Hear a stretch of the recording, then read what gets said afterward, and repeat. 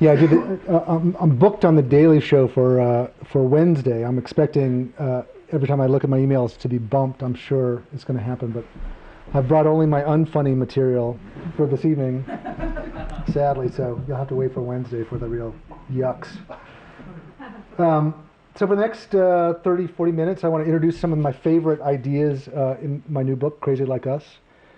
This is my fourth book. I think looking back, I wrote the first two books with this desperate desire to look smart to the world. And I wrote the last book, Urban Tribes, with this desperate desire to be popular, to write a popular book. And for this one, I think I wrote it out of a more confident place. I gave up the idea that the anonymous reader would find me smart, and I gave up the idea, certainly, that I knew anything about writing a popular book. The book industry itself, I think, has given up any idea that they have any idea how to write a popular book, which is sort of sad. And I decided I wasn't going to try to think past my own sense of what was interesting. And once I managed that mental turn, I was really in sort of a intellectual heaven for a couple of years.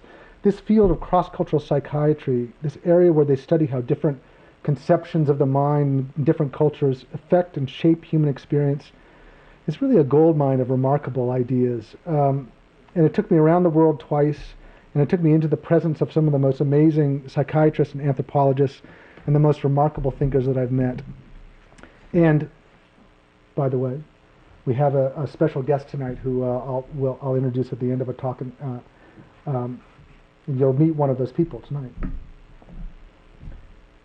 You know, at some points I remember thinking,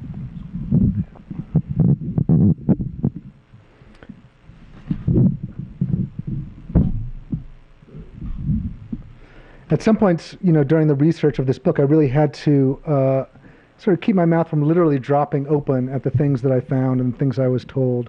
I'm very proud of this book. I really would like you to buy it, and to buy it, buy it from the Booksmith. It's not intended to be polemical. It's not intended to be the last word on anything. It's a conversation about how culture affects the human mind, and I would like you all to be part of the conversation. And I'd like the book to be part of that conversation as well.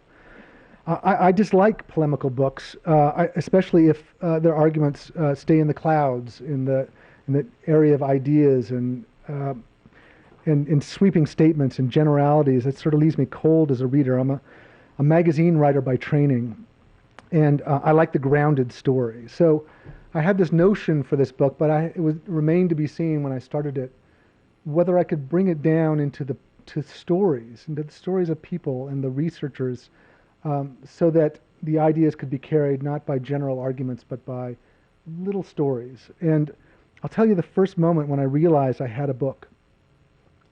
I'd traveled up to McGill University for a magazine piece on a different topic, but I managed to set up a meeting with a professor, Larry Kermayer, and he heads up the Department of Cross-Cultural Studies there, and very big man in this field, and was very kind to me. Took a couple hours of time to talk to me, and during that talk, he began to tell me a remarkable story of how he was invited by GlaxoSmithKline to an academic conference in Japan in 2001. And he accepted the invitation. It's not uncommon for drug companies to sponsor academic conferences. But after he accepted the invitation, it slowly began to dawn on him that something else was going on, that there was something, this wasn't the run-of-the-mill academic event. Something else was up. And the first clue he had was the fact that he got a first-class plane ticket to Japan, to Kyoto. For an academic, this is an unusual experience. He got the hotel. It was one of those the very exclusive hotel. His bath was drawn. It was a presidential suite. The bath was strewn with rose petals. There was a platter of fruit on the credenza that was so exotic that he could only identify the mangosteens. He had no idea what the other fruits were. And he told me, that this was the sort of Gordon Gekko treatment, and he began to wonder, what did I do to deserve this? So GlaxoSmithKline, you see, had made a very big bet that it could sell antidepressants, its antidepressant Paxil to Japan, but the company faced a problem. There was no guarantee that Japanese doctors would prescribe the drug or that the population would be interested in taking it.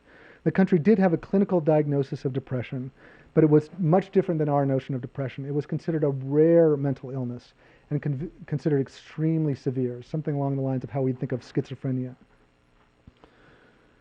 And at that Kyoto meeting, Khmer slowly began to understand why GlaxoSmithKline was so interested in his knowledge about how culture shapes illness experience.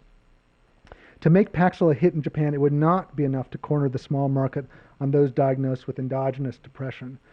Their objective was to change at the most fundamental level the Japanese understanding of sadness and depression. In short, they were trying to figure out how to market a disease. And to have the best chance of shifting the Japanese public's perception about the meaning of depression, GlaxoSmithKline needed a deep and sophisticated understanding of how those beliefs had taken shape over time. And this was why Khmer came to realize the company had invited him and his colleagues and treated them like such royalty. GlaxoSmithKline needed to help solving a cultural puzzle that might be worth billions of dollars. And indeed, they had picked the right guy. Khmer knew better than perhaps anyone in the world how cultural beliefs about depression and the self are malleable and responsive to messages that can be exported from one culture to another. One culture can reshape how a population in another culture categorizes a given set of symptoms, can redraw the line demarcating normal behavior and internal states from those considered pathological. And I have to say, in talking to him as a writer, I loved the details that he was giving me. He was a great storyteller, the first class ticket, the rose petals in the bathtub, the credenza, but I wanted also in that first interview to really make sure that I understood what he was saying. And so I asked him, I said, how explicit was it that in this meeting with these GlaxoSmithKline people that they are interested in changing notions of depression in Japan? And he answered categorically. He said, and I quote, "It was very explicit. What I was witnessing was a multinational pharmaceutical corporation working hard to redefine narratives about mental health. These changes have far-reaching effects in forming the cultural conceptions of personhood and how people conduct their everyday lives, and this is happening on a global scale. We are upending long-held cultural beliefs about the meaning of illness and healing."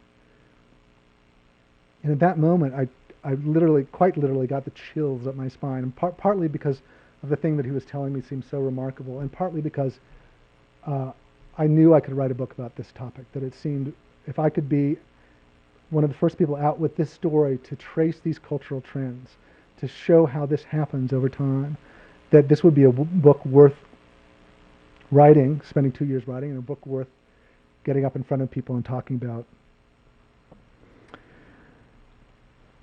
So there was the thesis. America is influencing not only the treatment and categorization of mental illness, but the expression of those illnesses themselves. It comes down to this idea that our beliefs and expectations about mental illness influence the forms of those illnesses and sometimes their course and outcome. And this often becomes clearest to people living in America when you look over time, when you look back at hysteria in European, Victorian England. You see women, say for instance, manifesting all forms of hysteria that is, like hysterical leg paralysis. And this is not a matter of those women faking those symptoms at all. This is a matter that the troubled unconscious mind learns to speak the language of its time.